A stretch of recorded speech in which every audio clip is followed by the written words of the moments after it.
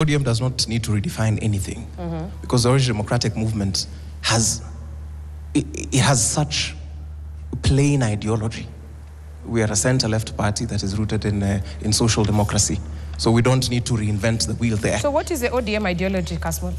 That's what I just said. In case you missed it, we are social democrats.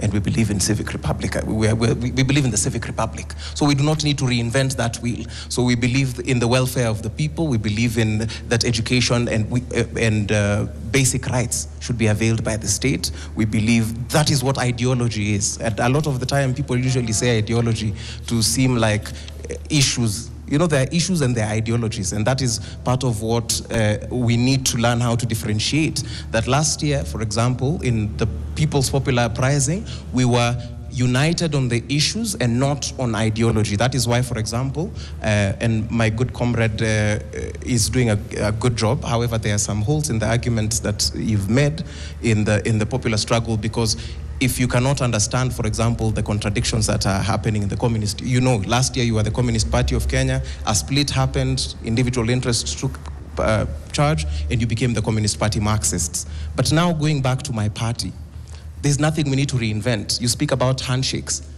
It is a devious question, because these handshakes do not come off themselves.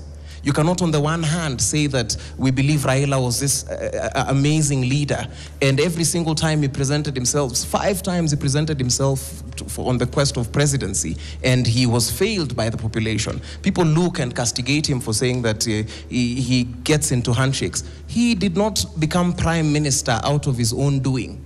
He became prime minister because the democracy of our country failed him. It was after the post-election violence. It was not after that. The post-election violence did not cause themselves. It's like saying people died of protests. It was because his election was stolen. Okay. His election was stolen, and he has to enter into a grand coalition. And we are trying to make this look like he was cutting a deal. He was saving the country.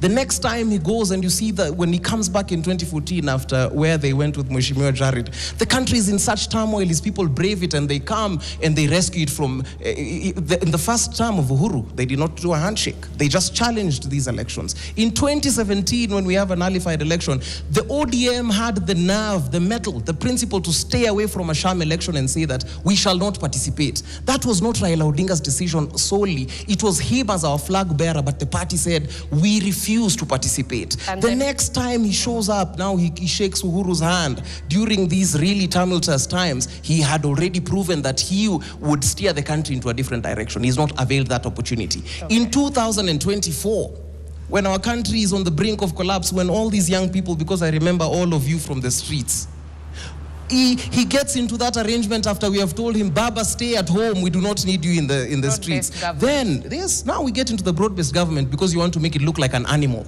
How does the Orange Democratic Movement enter into the broad-based government? It enters there through a signed memorandum of understanding. Okay. What are the points in that memorandum of understanding? The first one is implementation of the NADCO.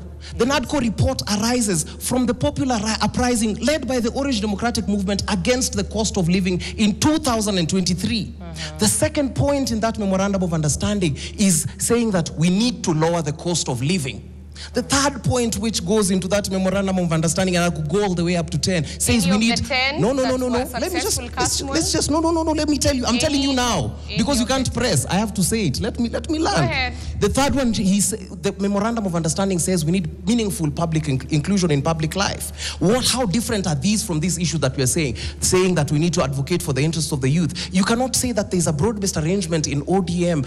We don't just enter because we wanted a deal. We enter with conditions. The only way, and we've said we'll stay in this arrangement, because there's a caveat to this broad-based arrangement, that from the Orange Democratic side, we stay in this arrangement up to 2027 if these things are actualized. And you saw the top brass yesterday student said that we remain in this arrangement and we still support it. 2, these things are being actualized, but they're being fought by propaganda. We as the young people are the same people who say that we want victims, at the very least, of protests to, one, be acknowledged, we find legislative and legal redress for them, and at the very least, some form of financial reprieve. This is part of our agenda. On the one hand, we say we want that, we want to take more innocent people to die on the streets, and on the other hand, when Baba risks his whole reputation and says that we need to form a panel, we say it is unconstitutional. So we cannot speak from both sides as citizens or as media personalities, think that we will press and say, when did we give the Orange Democratic Movement power and the Orange Democratic Movement abused it? It has not happened yet. And I can go through. So that's why I'm asking Kasmuel, yes, because you have synthesized, discussed and deliberated a fatigue of unfulfilled revolutions, of which you have confirmed that ODM presents, which is accurate. Right. The question is, yes, with all these agreements, is there anything ODM pushed or has pushed for that has been achieved? Yes. Which example? We have a panel that's what I was saying, that is being fought on the compensations of victims. So it's being fought till now. Do you understand what I'm saying? Successes, Kasmuel. Yes. The Orange Democratic Movement is pushing for these reforms, but you cannot just wish. Is that what I'm hearing? No. You're trying to. You're doing this form of pressing journalism that does not work. These are human rights, Zaha. This is not a theoretical paper. These are lives we are talking about, transforming lives as a party that has not yet captured power. I can tell you these are the directions we've taken. How have you not we have captured ensured. Power? Let me tell. You cannot. That is a tricky question. How have you not captured power? Because we were not voted in. We cannot be this elementary. Let me explain. Let me explain. This is why I need you to do your research, because then you have not. Because if you understand this memorandum of understanding, we have not been given power to exercise. What we can do, what we have done for our people and for the people of Kenya, is we have ensured a panel has been instituted that will go not even up to not only 2024 or 2023. That will go as far as 2017. We are reaching out to those families. We are the only party, by Jove, that has gone and condoled with families, only mainstream party that has condoled with families of people who have died in protest. Okay, we have borne the brunt of this. Two, I can tell you, if you look at the best performing members of parliament, if you look at the top 10, we have a bulk of them. If you look at the best performing counties, you will have one, we have the second one. If you look at all these things, the question you're trying to ask, you want a yes or no, answer to a question that needs context. So that we can have other panelists come in. What I'm trying to get from you is that with the 10 points agenda that the ODM party entered the government in, nothing has been implemented. So the question Kenyans are asking is, who then implements it now that Baba is no longer with us? And I'll have to bring in other panelists. If you have to bring in other panelists, do not ask a question, because the whole point of the last word is we are supposed to elucidate this. As uncomfortable as it is, it was not just Baba who entered that MOU.